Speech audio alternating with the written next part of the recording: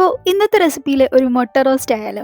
അതിനായിട്ട് മുട്ട നന്നായിട്ട് ഒന്ന് പുഴുങ്ങിയെടുക്കുക. ഞാനിവിടെ 3 മുട്ടയാണ് എടുത്തിരിക്കുന്നത്. അത് ഈ കാണുന്ന പോലെ നന്നായിട്ടൊന്ന് കുനുകുനെ അരിഞ്ഞെടുക്കുക. ശേഷം ഒരു പാൻ ചൂടായിട്ട് എണ്ണ ഒഴിച്ച് അതിലേക്ക് സവാള ഒന്ന് ചേർക്കാവുന്നതാണ്. അതൊന്ന് പയ്യെ വരണ്ട് വരുമ്പോഴത്തേക്കും അല്പം തക്കാളി അരിഞ്ഞതും ചേർക്കാവുന്നതാണ്. ശേഷം പച്ചമുളകും വേപ്പിലയും കൂടി ഇട്ട് ഒന്നുകൂടെ നന്നായിട്ടൊന്ന് വഴറ്റിയെടുക്കുക.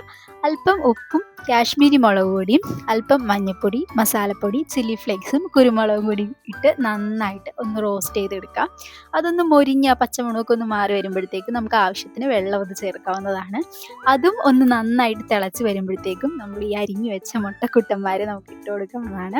ഇതെല്ലാം നന്നായിട്ട് എല്ലാ ഭാഗത്തോട്ടും നന്നായിട്ട് സ്പ്രെഡ് ചെയ്തൊന്ന് വഴറ്റിയെടുത്ത് കഴിഞ്ഞിട്ട് ഏറ്റവും അവസാനമായിട്ട് കുറച്ച് ഗരം മസാലയും കൂടി തൂക്കിക്കഴിഞ്ഞാൽ നമ്മുടെ എഗ് പാരഡൈസ് റോസ്റ്റ് ഇവിടെ റെഡിയാണ്.